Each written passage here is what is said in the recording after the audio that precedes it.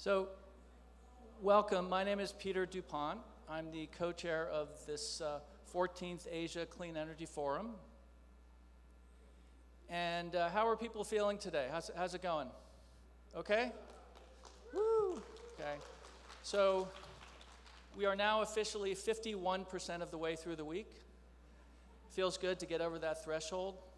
So this morning we had 5 different tracks with sessions that were curated by our track co-chairs. It's exciting to get into that. This afternoon we have a fantastic finance plenary for you. After the finance plenary, I want to make sure you don't run away because the subsequent session is going to be really dynamic, and you can learn a lot about ADB. It's called the ADB on the ground session. So this room will be magically transformed into an entrepreneurial speed dating palace. We'll have 25 tables, each table with an ADB project with their counterparts, and people will have the opportunity to rotate around and ask questions and learn from ADB projects. And after that, of course, we have our third and final reception. So if you haven't had enough cocktails yet this week, you might be able to find some at the reception this evening at 6 p.m. We're not having the women's networking reception. We had that Monday and Tuesday. So that's what it looks like for the rest of the day. Just to orient you, tomorrow we have the track sessions in the morning. Then we have another speed dating dynamic event called Dim Sum with Entrepreneurs, and we'll have the closing plenary, which is not really the closing. The closing is the deep dive workshops on Friday, which I'm sure you're all aware about. But that's where we are. We're 51%, now 52% of the way through the week. I'm delighted to introduce this session on finance. So we have a venture capitalist, an impact investor, a social entrepreneur, a banker, and a development finance institution who are going to share their lessons and vision with you. And to kick this off, I'd like to invite Latte Scow-Zibel, who is the chief of the finance sector group of ADB, to come up and lead the session. Latte?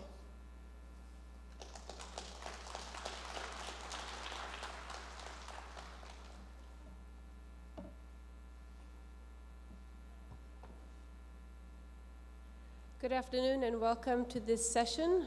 This is a finance plenary of the Asia Green Clean Energy Forum. I almost changed the name of the whole forum. It is still green, it is clean as well. I am Lotte Scow-Zibel, and I'm delighted to be your moderator for this session, the theme of which is the challenge of financing Paris-aligned pathways to energy future. Now, the energy sector is crucial in meeting and addressing the Paris Agreement goals. And according to a recent report by the International Renewable Energy Agency on renewable power generation cost, in most parts of the world today, renewables are the lowest cost source of new power generation. And onshore wind and solar PV by 2020 are set to offer a less expensive source of new electricity than the least cost fossil fuel alternative, even without financial assistance. Now, ADB estimates that developing Asia needs to invest 26 trillion in infrastructure between 2016 and 2030 to maintain growth momentum, eradicate poverty, and to respond to climate change. That translates to 1.7 trillion every year in investment. Of this amount, 56% is estimated is for infrastructure financing requirement. 982 billion will be required to support the power sector. Now, promising opportunities exist to support the Paris objectives, but to unlock these opportunities, an investment ecosystem is needed. There is a need to develop an investable and bankable projects, and projects that consistently feedback into continuous improvement of the ecosystem. And this requires transparency, good governance, predictability, regulatory reform, contractual confidence, coupled with equitable risk-return relationship. Also needed are strong partnerships among equipment manufacturers, technology developers, construction companies, infrastructure service entities, providers of financial and legal services, and financial resources. An impact of technology cannot be understated. The impact of new technology and quality will likely be defined by how well proponents embrace and promote the use of technology.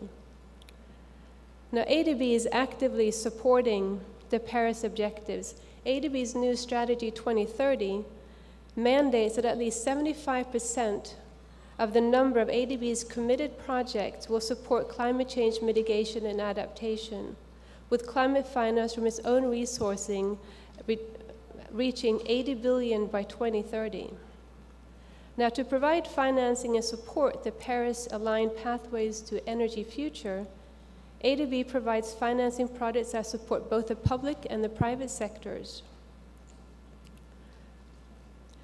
And these projects are developed to high standards of transparency and governance. We play an active role in the development of local capital markets and institutional investors, which is a critical factor for addressing the infrastructure funding gap. Through the Office of Public-Private Partnership, the OPPP, we provide project preparation support, including advice on regulatory reforms, electricity tariff setting, policy and governmental capacity building through the Asia-Pacific Project Preparation Facility, or the AP3F.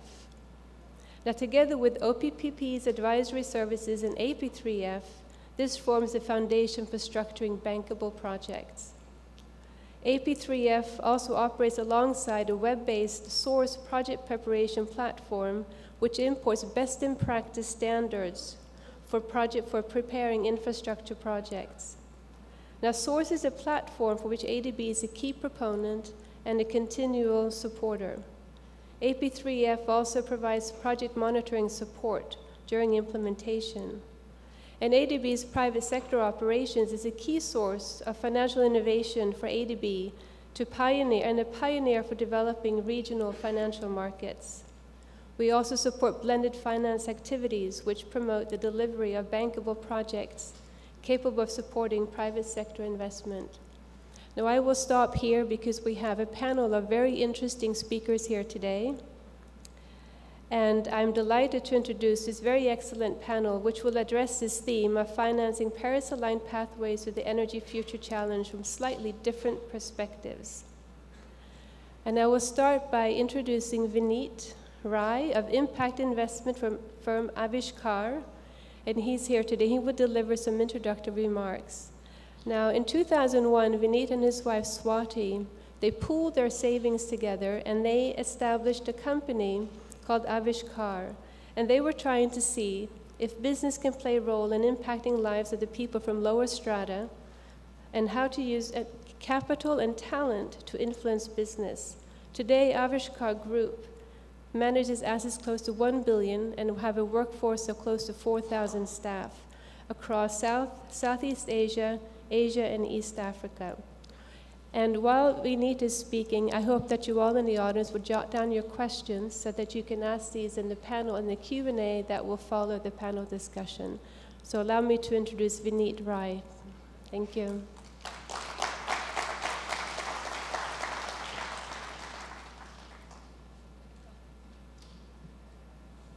Namaskar, and good afternoon to all of you. I'm very thankful, Lode, for that introduction, and to ADB and the sponsors of this conference to have me here. I was struggling to make it here, but I was threatened by my good friend Pradeep to make it here, otherwise I'll lose him as a friend. So I'm here in front of you today to introduce what I do. But before I do that introduction, as the title suggests, I'll try to reimagine you. And as an Indian, the best way to reimagine is to close your eyes and meditate. And in that process, I'll try to sell yoga, which we have already sold to the whole world. We are trying to reclaim that territory. But if I ask you to close your eyes and meditate, in the next 15 minutes will pass, and there will be very little that I can tell you about the impact investing world that I come from. I'm not an energy guy, so I, for a minute, thought it was a wrong invitation. But given that I'm here now, let me actually introduce you to impact investing, and before that, to a little bit of what. what we do. I point it this way. For some strange reason, it doesn't move. Oh, yeah, it did move. Okay. Okay, so what's the Avishkar group? I actually started in 2001, and I was a 29-year-old. So one of my strengths was I was very naive. I just did not understand that things could not be done. Even more important was I'm not a finance guy. I was a forester. So I didn't even understand how to raise money. The good thing going with me was I had a lot of money. I started with $100 of personal saving. And when you are very young, naive, and inexperienced, and you have $100, you do think the world can be changed. And that's how I thought. So we wanted to make poor people rich. That was a small slogan with which I started. And with the $100, gave me the confidence that can be done.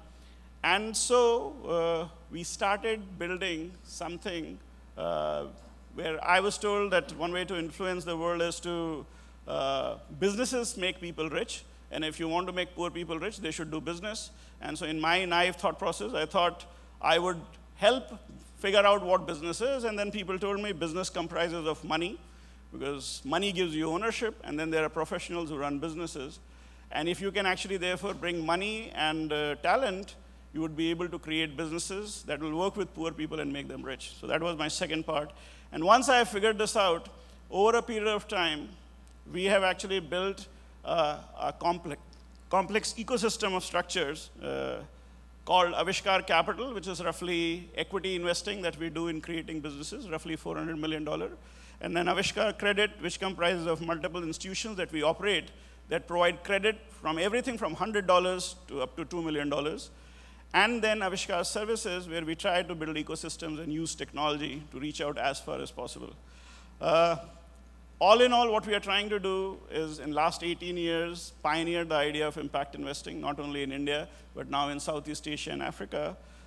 We are local investors and operators, so wherever we go, we try to actually collaborate and bring on people locally and try to build our strengths locally. And we behave like professional entrepreneurs ourselves, and we look to invest and work with professional entrepreneurs. So to take you through what is impact investing, you can see two sets of questions on the top. How many of you relate to the first one, can't find a cab? A lot of you would.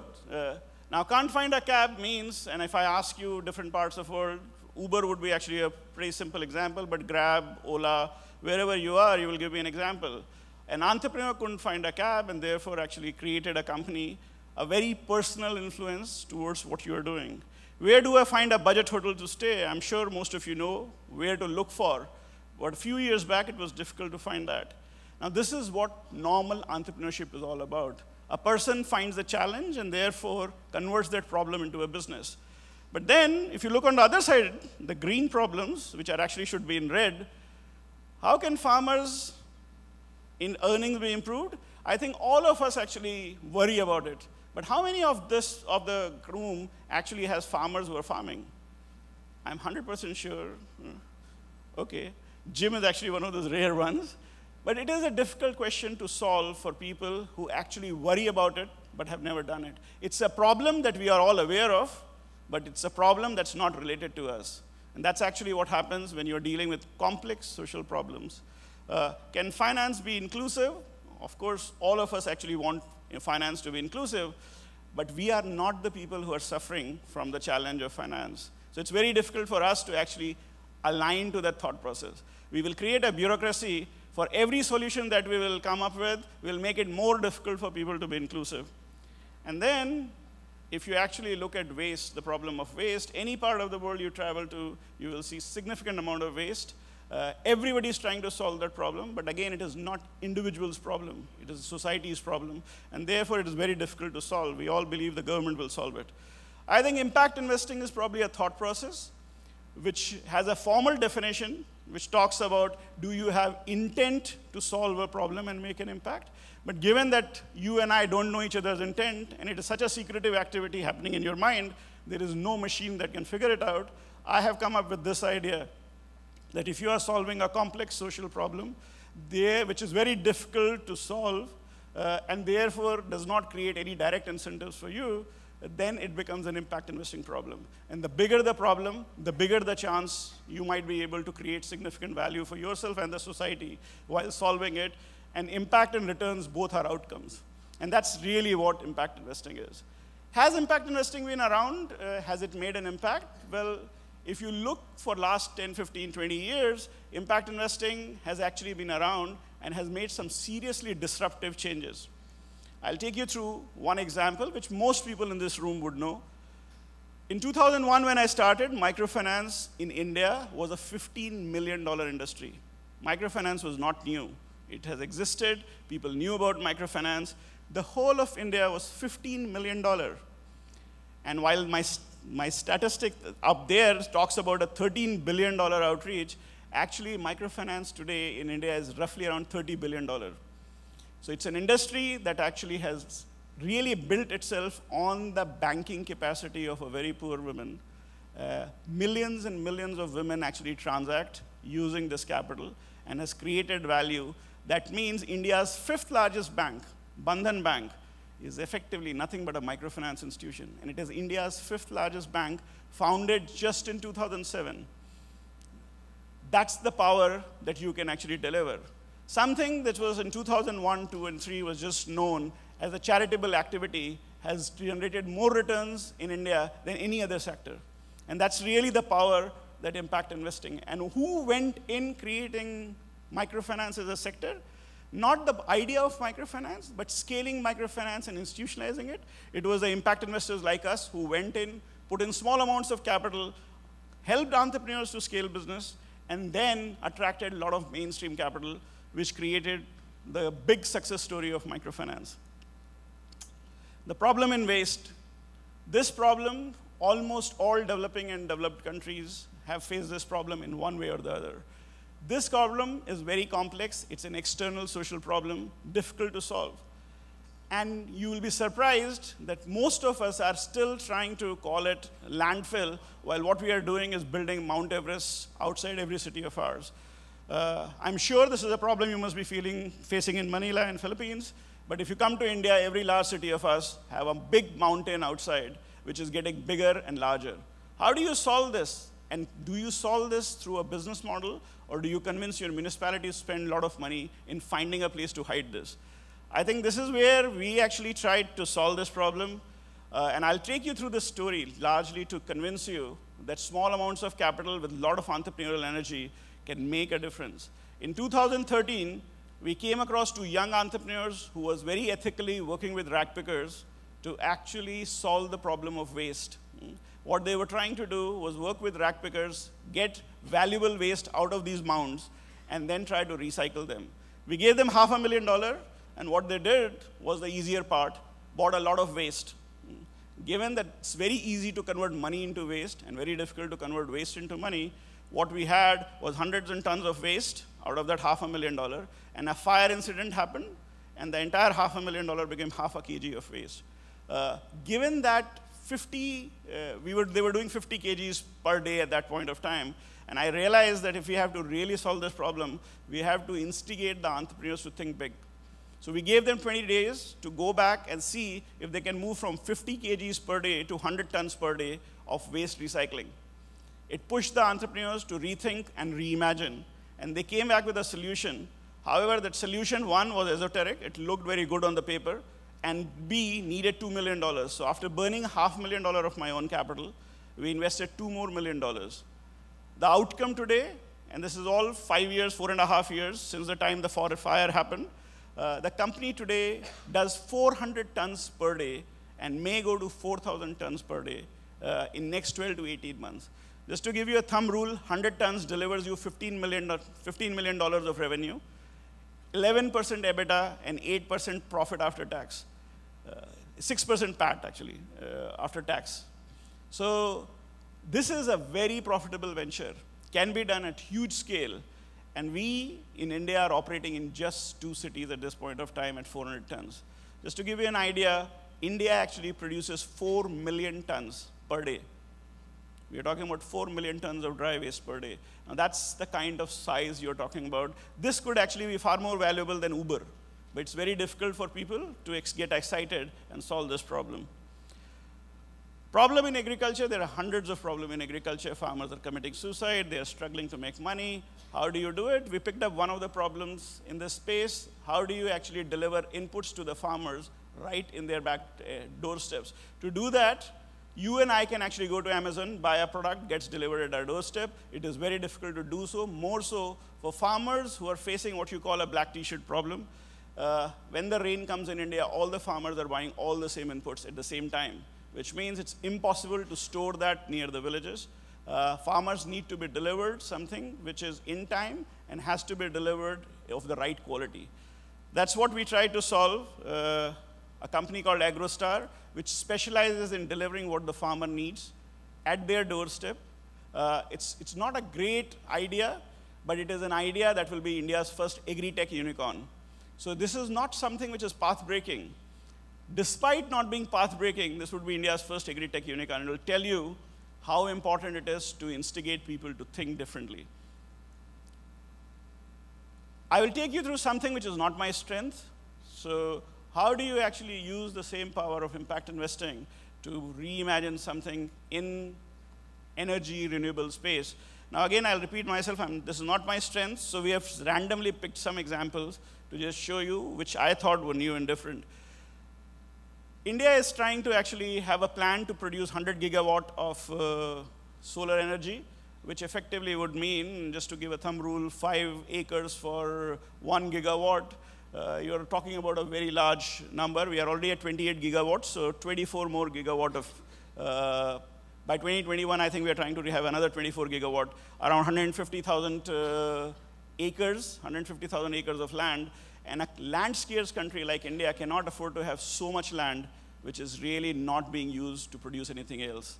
Now, whether you use hydroponics or you use agricultural capabilities to produce land, I came across a company which is actually trying to do this in India.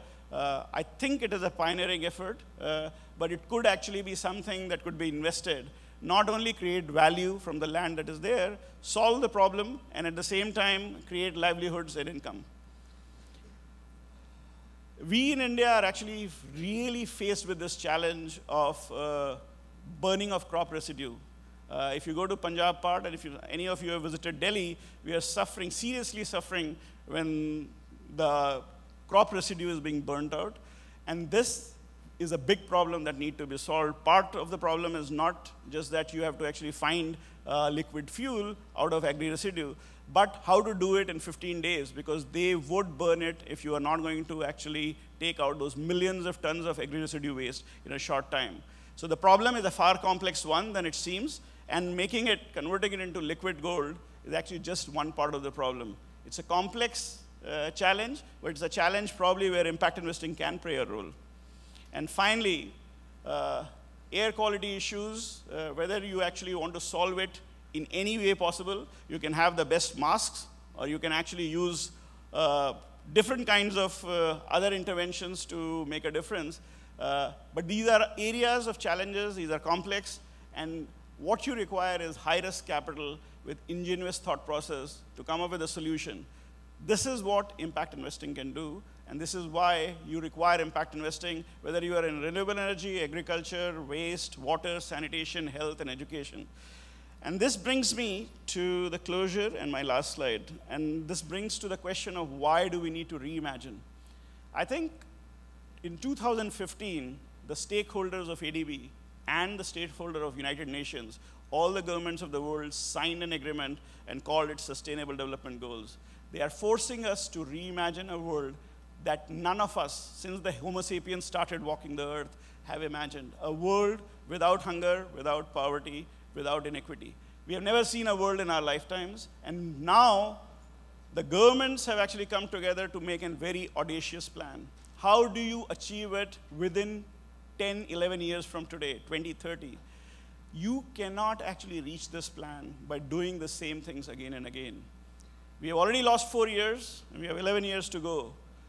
I think it is important for us to start thinking about doing things differently. If you go and look at the top 20 companies by market cap in any list, you would see a lot of those companies did not exist 20 years back. It also tells you that you can actually reimagine the world in the next 10, 11 years. For that to do, I believe, and I'll actually exhort on the colleagues from ADB, that impact investing is potentially a tool that you can look at. I was told that ADB in different capital has allocated 5% of its capital to impact investing. I would request you to rethink.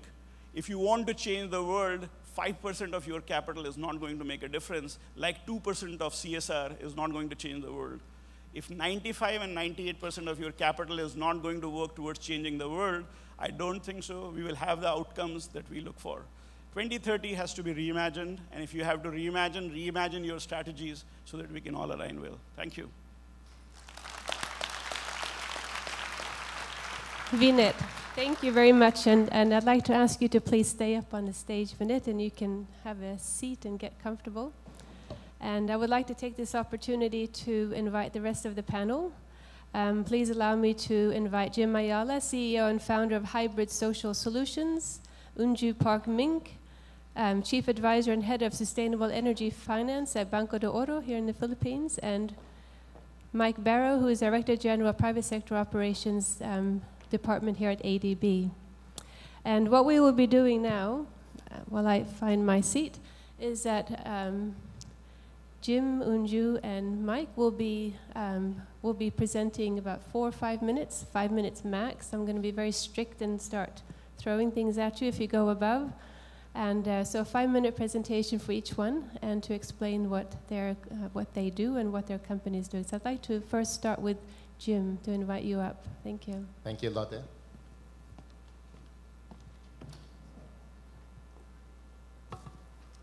Good afternoon. My name is Jim Ayala. My organization is Hybrid Social Solutions, and we are building a gridless solar network, first in the Philippines and then in Asia, to transform rural communities. As Vinit mentioned, we need to reimagine the future, and we need to think about different ways to approach old problems. If we think about rural energy, because hybrid focuses on the 20 million people in the Philippines without electricity, we've been pushing certain paradigms which frankly have not been working.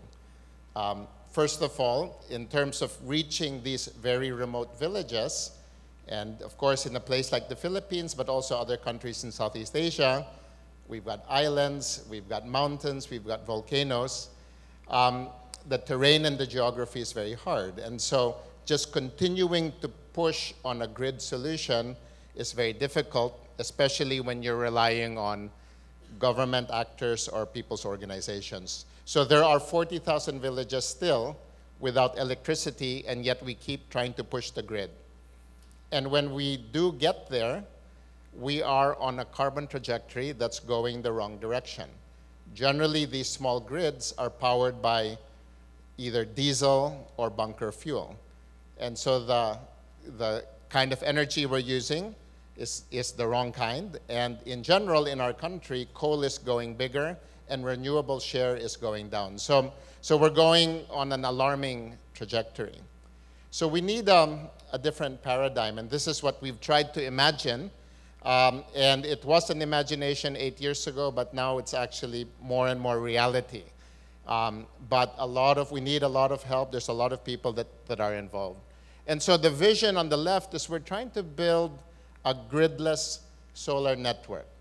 So instead of the grid, we go gridless. A bit like in telephony, you had landlines, but why keep pushing the landline when you can go wireless? So same thing with the grid. This is basically distributed energy supported by solar hubs in different areas that operate the network, so that every single person in the most remote village, most remote sitio or purok in the Philippines has access to electricity.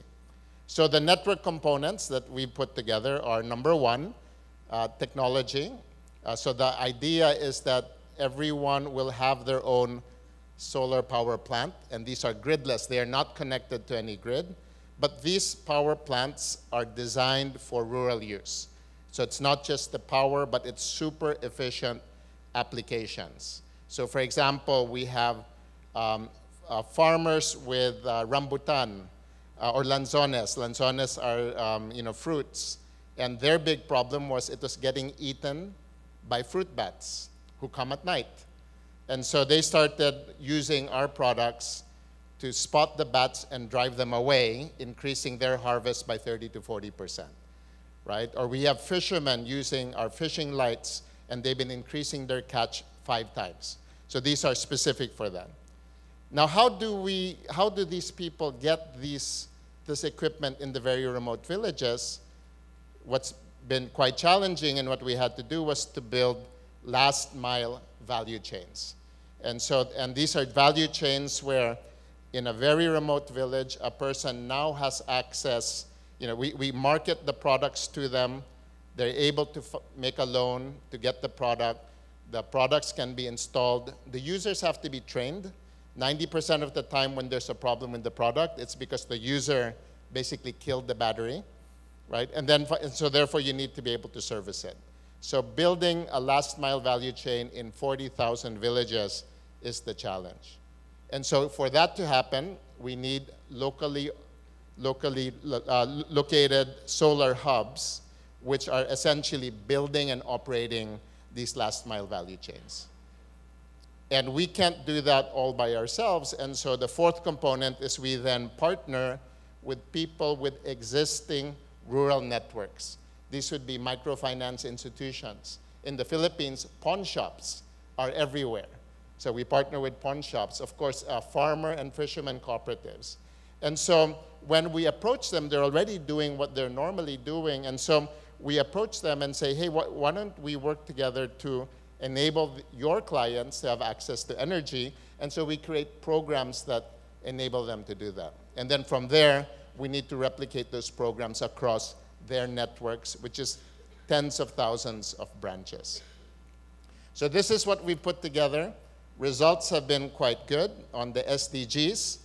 We're seeing rural transformation at scale. I'm sure a lot of you here are in the energy business because you see the multidimensional impact that's needed, that energy provides, right? We cannot develop without energy. And on the financial side, it's a profitable and scalable ecosystem play because as we've gone to new areas with new partners, with new products, with new programs, we're finding that our growth has been quite exponential. So this year we doubled from last year, which doubled from the year before. So we're starting to see the benefits of that ecosystem.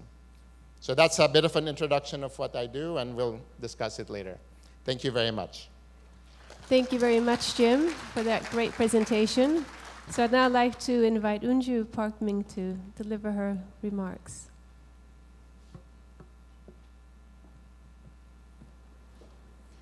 Good afternoon, ladies and gentlemen. I have only 5 minutes. So I briefly explain and then I want to share my experience and then how local private bank play the role in clean energy space. In the Philippines, there are 43 commercial banks. BDO is only one bank. So could you imagine if 43 banks engaged in clean energy space? So first slide, I just sum up what BDO did. So until now, our total portfolio installed capacity is 1.2 gigawatt. So this is, as of 2018, Philippines renewable energy installed capacity is 7.4 gigawatt. So this is more than 15%. So only as a one bank, we finance 16% of Philippines renewable energy. And also, quantification is very important because this is a catalyzer. This is actually every time number goes higher, we feel actually compensated. We feel it. So right now, its impact to environment 2.1 million tons GHG reduction. So this is what we did. So briefly, I explain about the BDO. So as most of you maybe know the BDO, biggest bank in the Philippines, part of SM Group, and a lot of branches, many international offices. But I want to emphasize here, in terms of clean energy space, we have a very special task force team in the BDO. So every time, whoever comes as a client, in the officers, they are talking about the green, they just call us, we guide them. And then we have also very unique desk, which is multilaterals, such as like IFC, ADB, and Export Credit Agency desk. So this is a special desk to collaborate with multilateral development bank. And then BDO is the first green bond issuer in the banking industry in the ASEAN region. The size was 150 million US dollar. So this is our project map. So we have 5 different types of renewable energy: geothermal, biomass, hydro, solar, wind. So actually, internally, we don't talk about only energy is not only clean. So we actually all across the sector, we find we are doing financing green. So as of now, BDO Green Finance is total of $3.8 billion, which is actually more than 15% of whole our loan exposure. So 37% goes to renewable energy, 24% goes to green building, 9% goes to energy efficiency. And then from also, out of renewable energy, biggest portion is geothermal, solar, hydro, biomass, wind. So how we can achieve all of these things? Actually through partnership. BDO IFC partnership started 2010. And then we went through 3 different stages. But at the moment, BDO, we are rolling over ourselves. We become independent. So at the beginning, IFC provided technical advisory service to BDO. Because we are the banker, we don't know the new technology. Most renewable energy project is as a form of project finance. Project finance is 70% cost comes from the bank. So we need to know technology, otherwise we cannot actually finance. So IFC provide technical advisories, and then IFC's objective there is, with the limited capital, they mobilize private sector capital into clean energy. And then BDO's objective is, we learned technology actually. So it was actually perfectly matched. So it was very successful program. As you see, we have 43 projects, and then now 2.1 million tons GHG reduction contribution. And then second partnership, IFC came to BDO as investors. So we issued $150 million green bond first time. Actually, it was 2 years discussion before issuing. At that time, it's actually innovative investment tool. But now everybody talking about the green bond, they are talking about the sustainability bond, even they are talking about the blue bond. Okay, so this impact of green bond was actually very substantial. All different stakeholders actually got affected. First one, market. After BDO issuance, 2 local banks issued green bond. And then policy, after BDO issuance, in 2018, Philippine Security Exchange Commission, they introduced ASEAN Green Bond Standard. And then, of course, it changes our cooperation, and it changes our client. This is very important, because now client talking each other, what is green bond? We want to be under green bond. Our project want to be under BDO's green bond.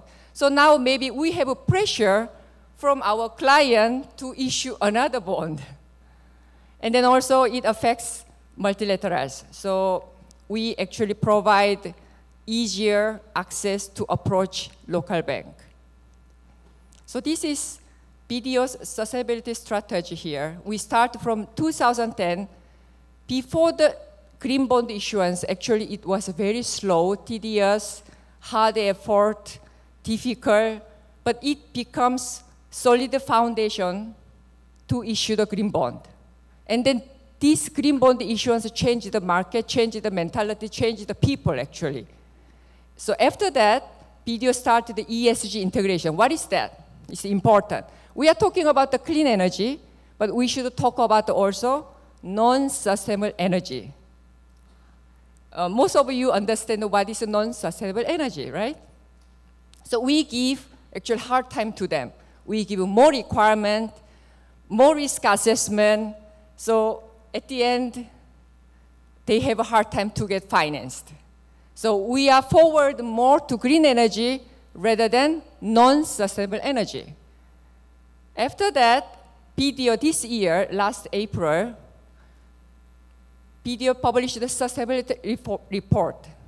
What it means, this is commitment, corporations' commitment for the clean energy. Not only clean energy, overall. We are doing continuously establishing BDO green finance framework internally. So continuously we pursue climate smart banking through capacity building, collaboration with any MDB, multilateral, and then climate finance. We are very open to any corporation actually. That's why we have a special desk, multilateral desk. And then still very important is how to manage our old non-sustainable assets. So responsible financing. So I want to emphasize here, first one is partnering. Second one is a share. Share our experience, because this is very replicable. So other banks can join, they can follow same pathway actually. And then we invite them on same pathway, work together. I'd like to conclude one remark, 3A. To make happen all of these things, 3A, first A, action. Second one, action. Third one, action. Thank you. Thank you, Unju, very much. And now we'll have the last but not least, Mike Barrow, if you want to deliver your remarks. Thank you. So everybody's standing up, so I'll do the same. So I know Lotte better than most of my colleagues on the panel, so I take her 5-minute warning very seriously. I just have 2 slides. I want to give a very quick introduction to what the private sector arm of the bank does. I guess you've heard a little bit about our long-term strategy 2030. Right now, the private sector arm is about, roughly speaking, a fifth of the bank, or a bit less. Under our long-term strategy, we're supposed to be at least a third of the bank, so we're in a major growth phase. If you look at the business that we do, a major chunk of it is in clean energy, in renewables, and that is also expected to grow significantly. What I put up here is not everything we've done recently, but quite a lot of what we've done in the renewables space in Asia in terms of direct financing. And what we do is provide debt, senior debt, mezzanine debt. We provide equity, we provide guarantees to crowd in other financing sources into projects. What I haven't put up here is some of the indirect financing we do to support clean energy, which is the work that we do with financial institutions where we provide money to, or we invest in banks that have a focus on clean energy, or where we put money into private equity funds that have a mandate to invest in clean energy companies, all the way from established companies down to the type of venture capital and early stage that we were hearing a little bit earlier about with Vineet. But this is just some of the stuff that we've done directly. I could take a minute per project if you want to go through this, but let me highlight a few things. So if I go back just 5 years, where we were in terms of direct financial support from the private sector group for renewable energy, it was a simple slide. We had Thailand, and we were very busy in Thailand. We had India, and we were very busy in India. And then we had a little bit of Pakistan and maybe a couple of other countries, but it was a fairly simple map geographically. What we've seen over the last 3-4 years is a very rapid expansion in our geographic focus. And the projects that we're most proud of now are actually some of our smallest projects, but some of the most challenging, interesting, and innovative. To give an example, last year or just before that, maybe 18 months ago, we signed a financing for a very, very small solar power project, 3 megawatts, in Samoa. But it was the first project of its type that had been done in Samoa and actually in that region. I started off my career 16 years ago in ADB covering Afghanistan. Very shortly after that, we funded a study on wind resources in Afghanistan.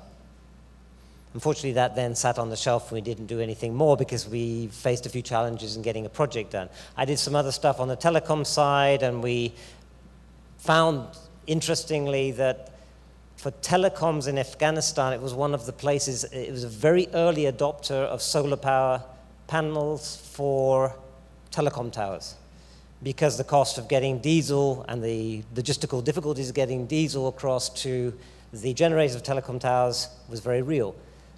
But anyway, finally, just this year, we've got approval to finance our first renewable energy project as a mainstream project in Afghanistan, in Kandahar, a solar power project.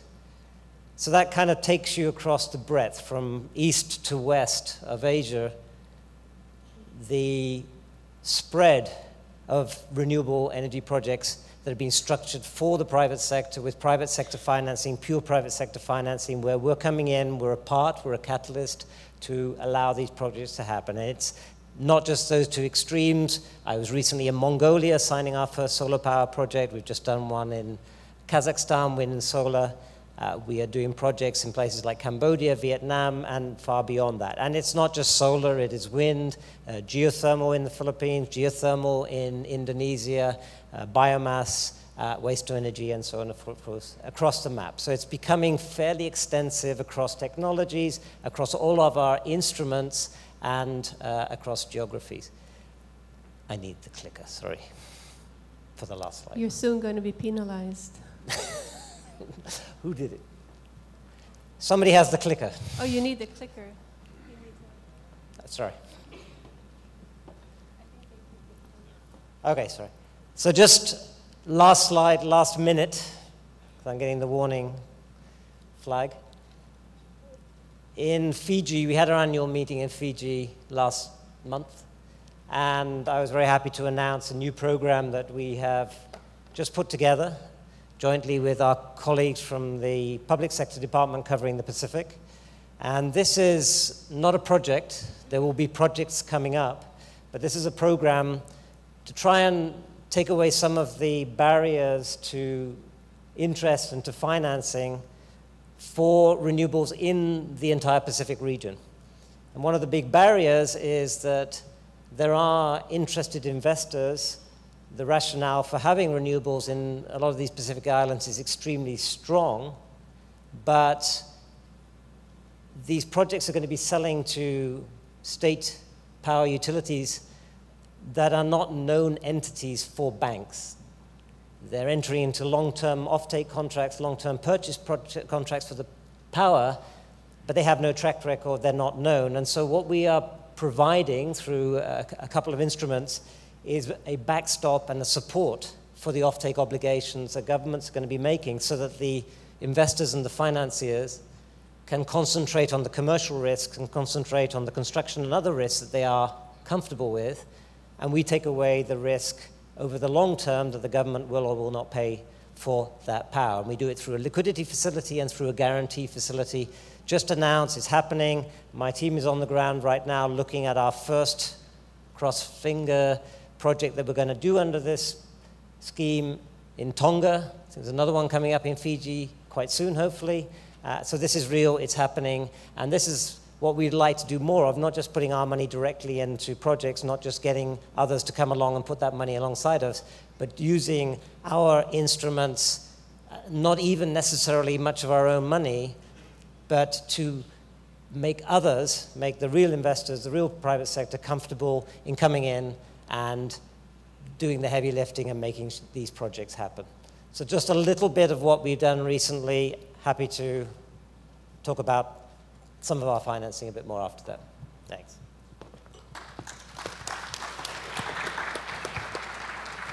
Thank you, Mike. So I'm going to kick off with a round of questions, but in the meantime, please do get your own questions ready. Make them hard and tricky for our panelists here, so they have to think a little bit extra.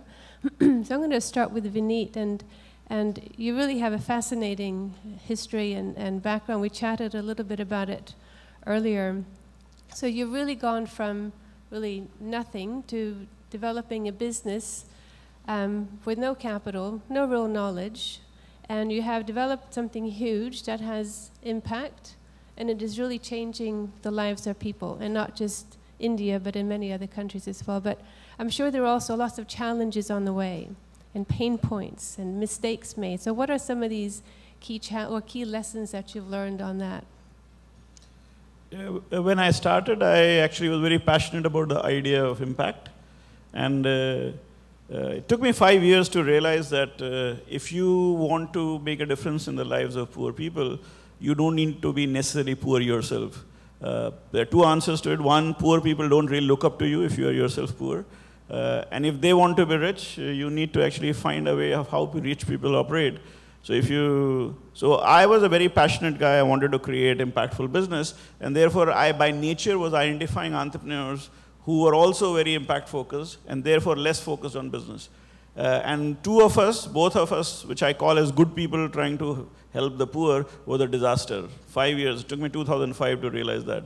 What I realized is I was in a business of actually investing in creating a business, and the idea of impact is an outcome. So if the business scales and sustains, then you are able to make impact as well as make money. But if you are so focused on the outcome without focusing on the things needed to do that at the input level, then you will create a wrong enterprise. That learning actually was probably the early trigger for us to start moving in a different direction. Instead of focusing on what will make people happy or people different, we started focusing on the ingredients of identifying a large problem and then identifying an entrepreneur with an ingenious idea to solve that problem. And we looked at impact like returns as an outcome. So if you go and ask any venture capitalist anywhere in the world, especially in Silicon Valley, as to how do you identify a path-breaking enterprise, what they are looking at is a great entrepreneurial team and a great idea. They are not necessarily looking at how much returns it will generate. If you find these two things and you compensate them with significant amount of capital so that they can reach their idea, at the end of it, there would probably be a fairly large return. In the impact investing story, also the same thing applies. And that, I think, was probably my biggest takeaway. Between 2005 and 10, I tried to apply this logic. And therefore, probably we are outside this work of financial services, are probably one of those rare investors who have consistently delivered returns in the non-financial impact world. Great, thank you. So I'm going to turn to Jim now, because of course, being a finance person here and I have a passion for financial inclusion and to meeting those underserved and unbanked segments, really reaching the last mile. And I think your solution, you've really built an interesting ecosystem where you bring together many different partners and stakeholders in the community. So what have your main learnings been on that? And are you also planning to expand beyond the Philippines? I was in Papua New Guinea last week, and they have huge challenges. You're providing electricity at low cost, and there they have 20% of the population have access to electricity. So the first thing, of course, is we need to get some momentum going. It's one thing to talk about an ecosystem of people who are like-minded and who are all interested in working together. It's another thing to actually be working together so that you start having momentum and trajectory. So that's kind of where the notion of a last mile value chain comes in. Ecosystem's fine, but we need to be working together. And what you find is everyone has a part. And it starts with we need technologies that the rural people actually need. And they need financing for it. And so the first thing we had to work or to solve is how do we get financing to the woman or the man in a very remote area who's normally they're a vendor or a fisherman or a farmer. And so rather than trying to lend ourselves, we said, well, who's already lending to them? And what you find is you have microfinance institutions, you have cooperatives, you have pawn shops, and of course there are people, there's government programs and there are donations and charity. And so all of those are sources of financing, and so what we needed to do was for any of those sources come up with a program that says, why don't we work together and then we can work with you so that we have a mutual objective of energizing and transforming rural villages. And so that's been the really tricky part, was to figure out how to do that. If you take a microfinance institution, you know, as when we got started, they were very happy to start, but then what happened was the old technology and our old business model, people would take it home. First thing they would do is they turn it on all night, in the morning it's dead. You know, they kept doing that, we didn't have the service. The technology was older technology and it broke more easily. And so pretty quickly, you have complaining customers who say, you know, this thing doesn't work, I'm not paying my loan, take it back. So the loan officer says, why am I doing this solar program that the boss has said to try, you know, I'm getting a bad loan, bad marks, and a complaining customer. So we kind of had to figure that out. We're now on our 4th iteration of the partnership with MFIs.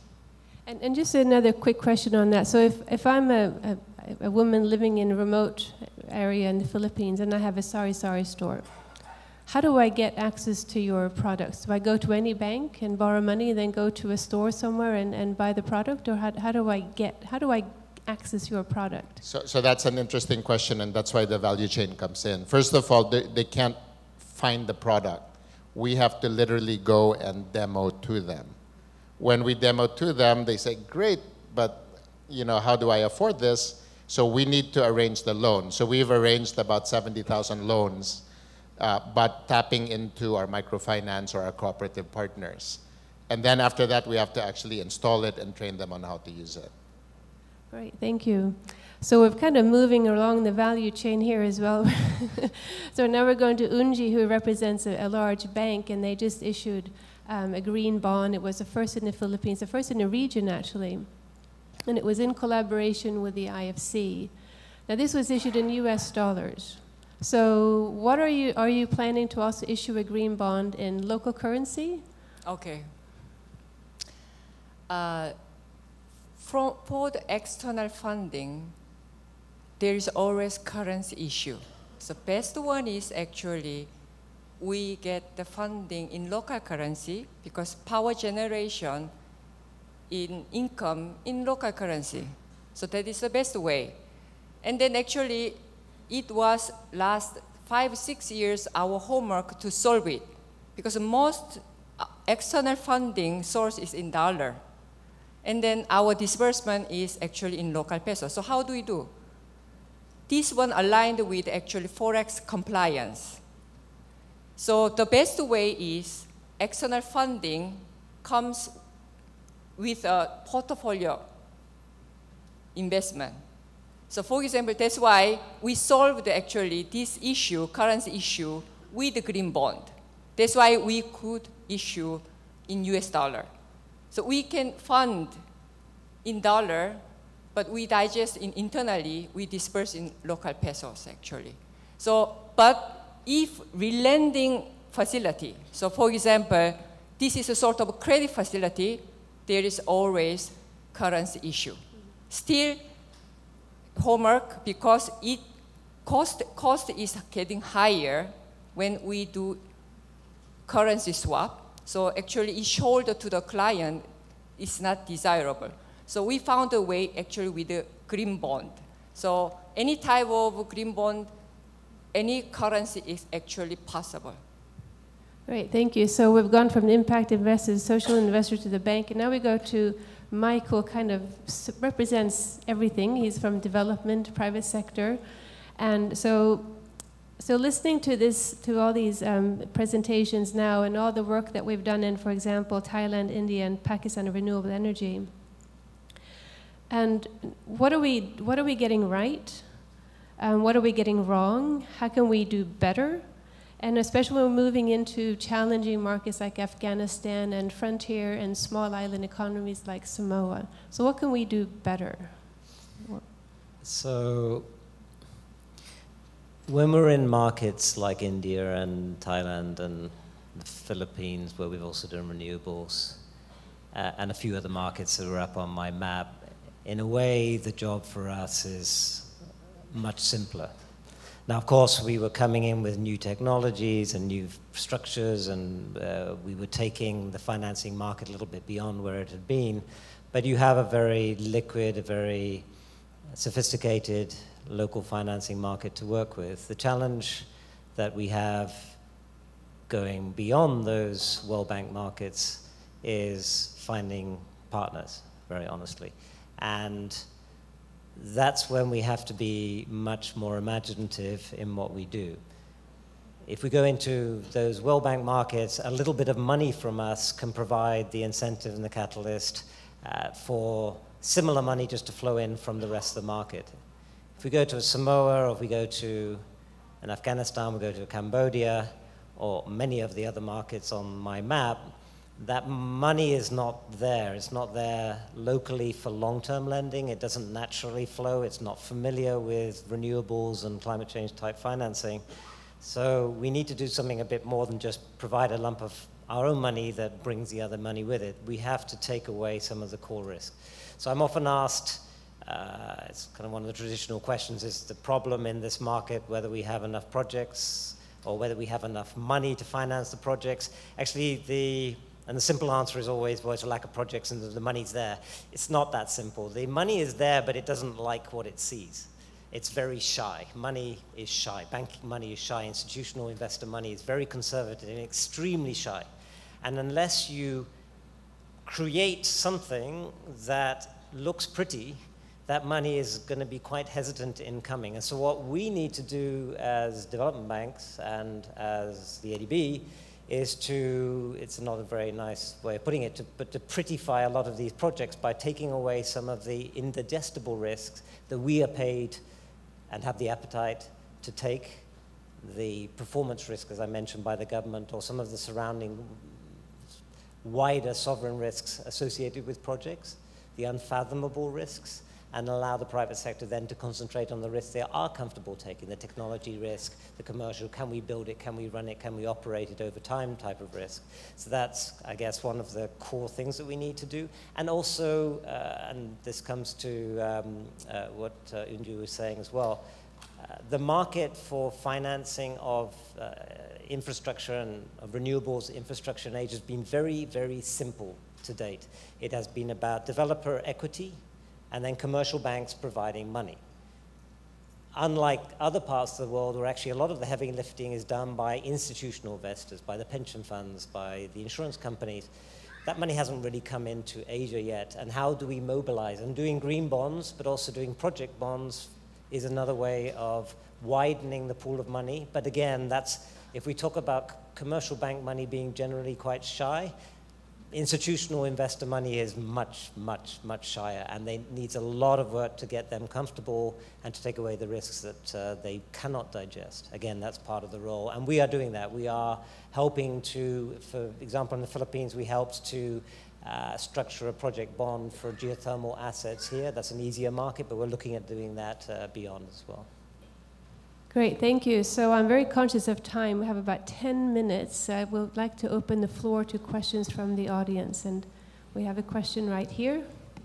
And please state your question and don't make statements, please. Thank you. All right, so while maybe more to the bank, but any welcome views from anyone. Solar projects, there are many banks interested in financing it, but other less sexy renewables like biomass projects, micro hydro projects struggle to get financing, at least in Malaysia where I come from. What are the banks doing to address this? And what are the other ways out to promote these renewable options? Thank you.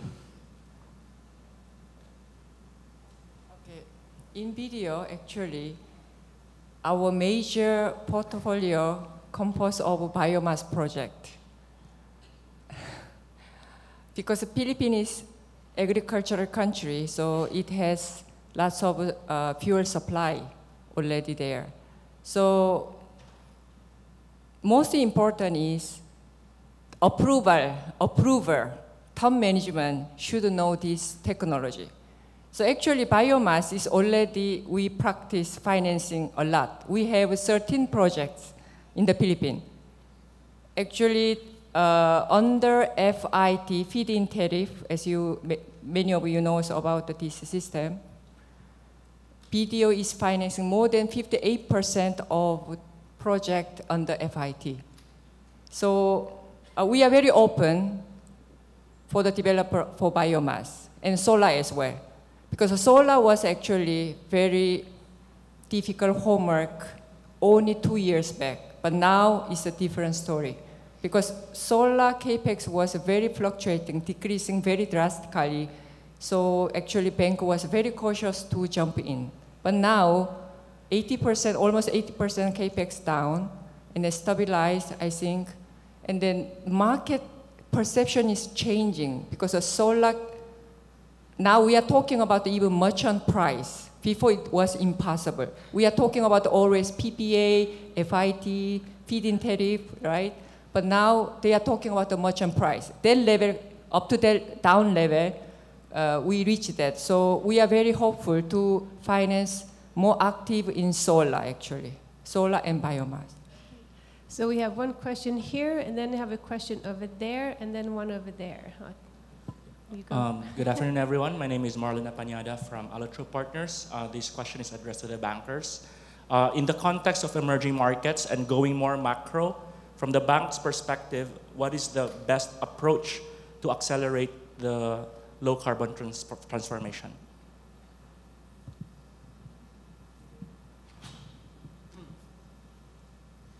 I think that one of the challenges is that a lot of markets that we see and approach, everything is very bespoke. And the more that we can get standard models, I'm talking as a banker now, a conservative banker, the more that we can get standard models where it's understandable and it's quickly understandable and the risks are understandable and the offtake mechanism and documentation is quickly understandable and transferable, that makes it a lot easier. And one of the challenges we see still is that every government thinks that it has a better way of doing things, a better model, and that's fine to a certain extent, but that doesn't necessarily help. If you're new as a government, for example, to promoting solar power, there is a lot to be said for looking at neighbors or other countries around that have a very good model and very successful model and adopting largely that model rather than trying to reinvent or say, well, I'll change the risk balance so I take much, much less risk. It sounds good, but that's just going to discourage investment. So if we can adopt and have a little bit more standardization as a conservative banker, that's going to make life a lot easier for me and my colleagues as bankers. May I comment on top of that, actually? I want to emphasize for the clean energy development, 3 elements are very important. Technology. So most of them, you are a developer, you take care of technology, actually. And then second, very important is policy and financing. So policy side. In Philippines, 2009, when they start Renewable Energy Act, this is for the developer, not for the bank. So until now, we did all voluntary base. But if something, new policy comes for the financial institution, it will change the story, it will boost. Actually, central bank is moving toward that, so they are introducing some green finance framework this year. So this is actually governs financial institution to boost clean energy. So we are very actually exciting to wait.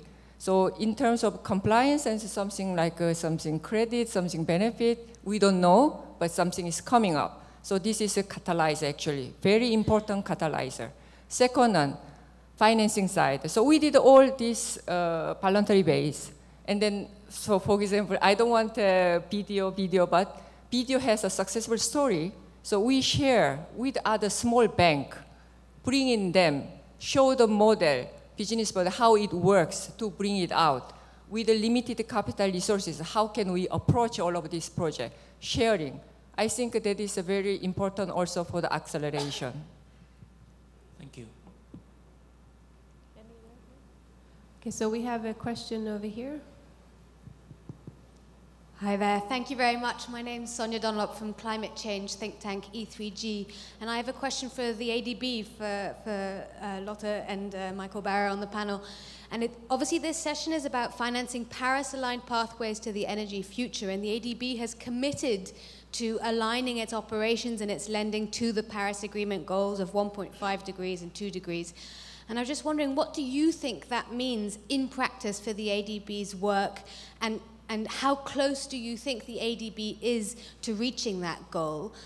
We have our ideas. We published a report earlier this week on this, but I'm keen to hear yours. And for example, could we expand the Pacific Renewable Energy Program that you mentioned just now to other countries around Asia? Because it really is a fantastic program. It's exactly what we need.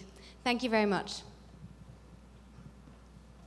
So, thank you for the endorsement for the program, which has not yet got a project, but I'm very hopeful it will. And I think we would like to see that expanded. Let's see how the adoption is. We need to make sure that the way that we structured it meets the needs of the market, and we're happy to look at that and adapt it for other markets as we go forward. But certainly we would like to see that. And I think it's not just about that program as currently structured. We need to come up with programs for specific markets, because it's all about taking away those risks. It's about what I said earlier, prettifying the projects and the market so they're acceptable to the real private sector to take forward. So that's one thing. The other thing, well, so very clearly in our strategy, and this applies to my work in the private sector as well, we have committed that 75% of all deals will be climate change focused.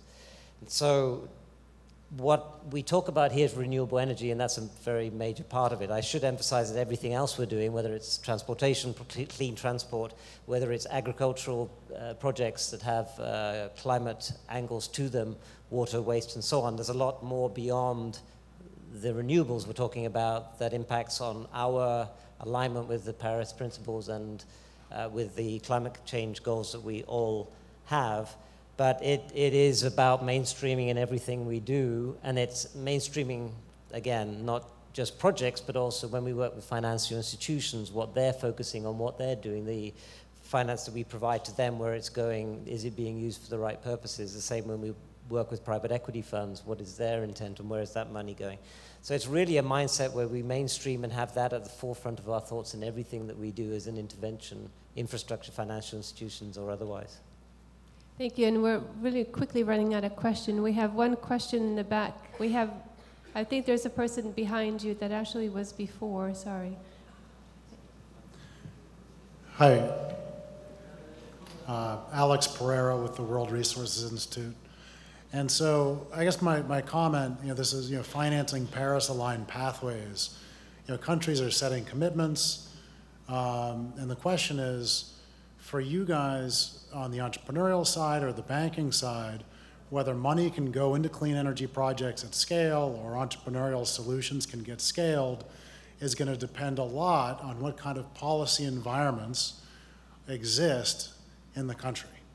And I'm just curious in terms of how are you engaging with governments to help get this policy environment right so that the money or the solutions can scale? I didn't hear any of you guys actually mention government or policy during your panels. I'm just curious, how are you guys doing that?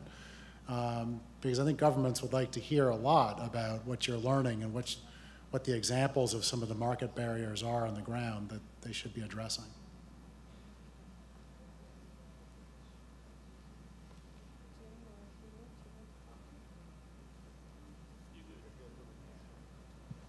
I mean, I think governments are actually, given that the governments have signed the Sustainable Development Goals and the Paris thing, they're all actually willing to listen.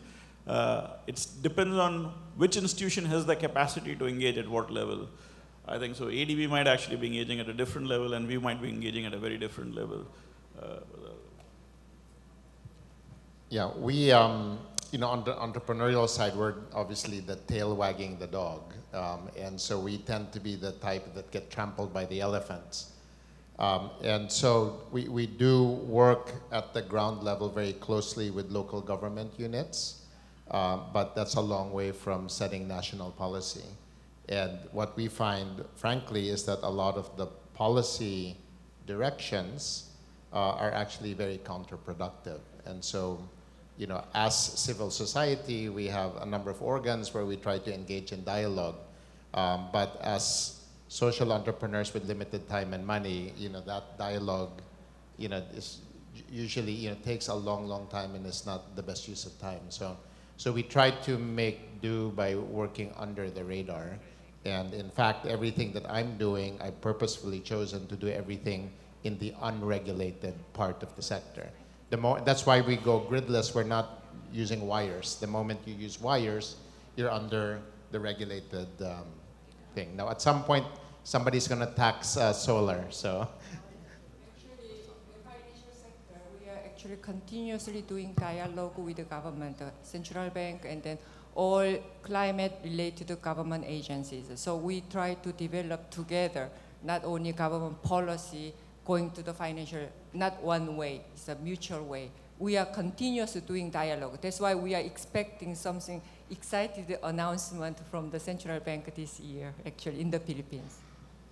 Just 1 second. So I did talk a little bit about governments, but I'm sitting at the finance provision end of the spectrum within ADB. The bulk of the ADB is at the government engagement end. And both at the regulatory law enabling environment side of things, plus the project preparation. And there is a loop, so my colleagues on that side are coming to me and to my team asking, well, where do you see the gaps? Where do you see the problems? What are the impediments to private sector engagement? And we're feeding that back up to our colleagues who are talking to government about putting a law in place, putting a regulator in place, or bundling some projects together to take them out to the market. And so, for example, you take a country like Cambodia, where we've been very heavily engaged with the government on renewables at the high level. Our PPP advisory team have been working with the government on putting together projects, solar projects that then come to the market, and I sit there happily looking at the end project, hoping I can finance it and bring the rest of the market with me. So there is a very holistic view on this and a holistic engagement with the government from the ADB side. There is one gentleman standing very patiently for a very long time. So that's the very last question for today. Thank you. Thank you for giving a chance to a person with disability. I'm Rodney Galicia, living Laudato to the Philippines and Asia Climate Change Consortium. The title of this panel is Financing Paris Pathways. If we talk about pathways, there should be a timeline.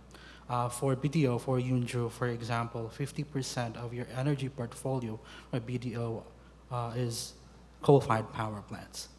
And it's always worth to be transparent about that. Now, we know that in the next 10 years, coal-fired power plants will be stranded assets. It will be bad investment, and the burden will be on the consumers. We will pay for that. And I haven't heard anything about the national determined contribution. How would BDO, for example, because there's a pattern, China Bank, Bank of the Philippine Islands, for example, we attended a shareholders meeting. It's always 50-50. 50 renewable, well, you always say non-sustainable, and 50 non-sustainable or dirty energy. What would be your timeline for that pathway? We haven't heard anything about the Paris Agreement and the timeline.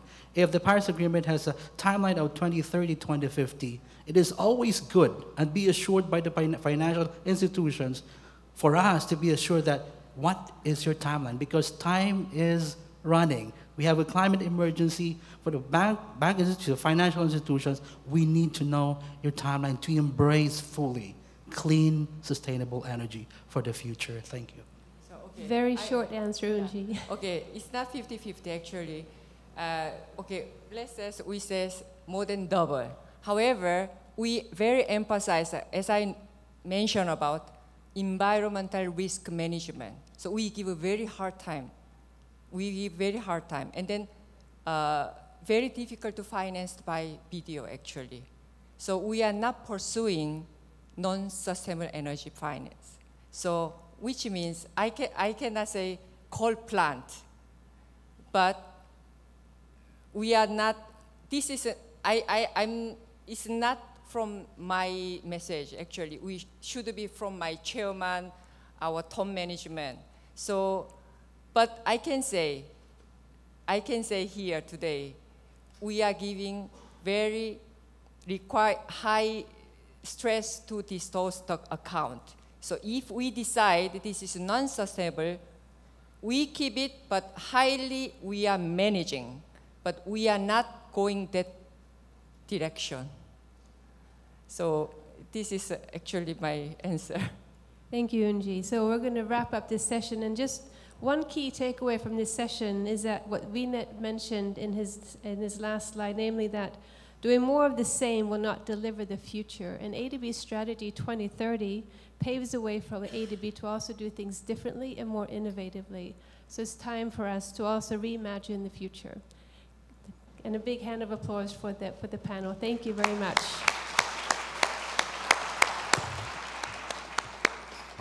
I'd like to ask the panelists to take their seats, please. Thank you very much.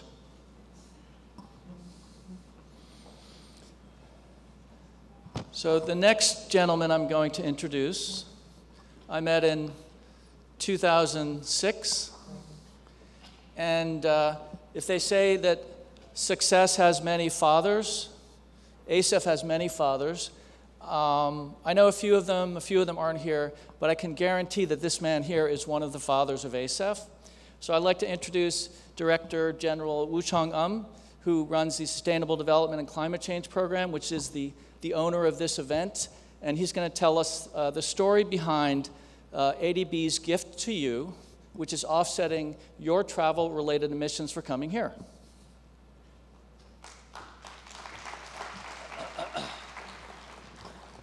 I'm the godfather, not the father. Thank you very much. Very inspiring panel. Just before I start, I think there was a colleague from WRI about the policy dialogue with the government. It's one of the core work of ADB to engage in the policy dialogue. And in doing so, we do a lot of knowledge work. And in fact, we work with WRI and many other institutions to develop the latest thinking. So we can have a sideline discussion on that.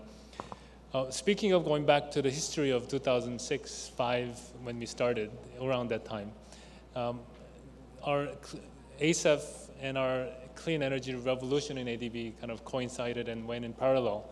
So we went from 2005, $500 million clean energy, doubled to $1 billion by 2008, and then that doubled again by 2012. And then 2015, we decided to expand it even more and say not just clean energy, but let's do whole climate finance. And we committed to do $6 billion in climate finance by 2020. And last year, we developed and approved our long-term strategy, which covered 7 areas of priority. I think someone went through, but let me just quickly highlight those because it's relevant to what I'm going to say. The first priority area is about poverty, about health, education, and social protection. Second is about gender equality. Third is about climate change, environment, disaster. Fourth is about livable cities. Fifth is about rural development, food security. Sixth is about capacity building and governance. And seventh is about regional cooperation. So under those framework, we again established a new target of $80 billion of investment in climate finance over the next 10 years. And 75% of all our investments in numbers should be climate relevant. So all this great work we are doing in terms of clean energy, climate finance is all good, but we also have to walk the talk. So we've been working very closely with all parts of our bank to see what we can do in terms of carbon neutrality. So we are very happy to announce that we actually are walking the talk. We have 100% of our energy used in ADB headquarters, this building. It's provided from the renewable energy. And we have extensive programs in waste management and wastewater management. And we achieved since 2016, our annual Board of Governors meetings have become carbon neutral as well. And I proudly claim that as sort of my baby also because I was the secretary last 4 years in doing that, and I was able to convince the right people in the bank to go in that direction. So that's all good in that, but it is actually not possible to completely neutralize carbon by the actions that we take. We have been doing a lot of work. As somebody mentioned earlier yesterday, that we've reduced our paper, and then all of the materials that we use in our conference today and this week are recyclable. But still, all of you have to get here, and that's a big carbon footprint. So we are offsetting the estimated emissions of the ACEF participants related to their, particularly their travel, by procuring certified emission reduction credits from the CDM project, which was registered in UNFCCC. And this project is not just, often when we purchase carbon credit to offset something, and we do get, people get criticized because sometimes people don't know what kind of credit they're getting. But this is something that we know intimately because it's a hydropower project in Bhutan called Degachu Hydropower Project, which is a 126 megawatt run-of-the-river hydro project, and it exports 392 gigawatt hours of power annually from Bhutan to India. It is the first PPP, public-private partnership venture in the energy sector in Bhutan. And since it's a hydropower, it replaces the thermal power in India, and it reduces approximately 382,000 tons of CO2 equivalent emissions annually. And this is also the first cross-border project registered in CDM. And it also provides a variety of benefits to the local communities in the project area by providing more sustainable power sector development, and also benefits in health and education and local employment as well. So when you go through all those priority areas I mentioned, it hits at least 4 or 5 of them. So it covers climate change, clean energy, regional cooperation, the power trade, health education, also rural development. So that's why projects like this we consider as a gold standard. So your travel is being offset by carbon credit from a gold standard project. So you should all feel really good about this as well. So we hope to continue this kind of trend for years to come. So we will keep you updated on what we're doing in this regard, and hopefully if you have any suggestions or ideas, he's the man to talk to. He's also one of the fathers. Okay, thank you very much.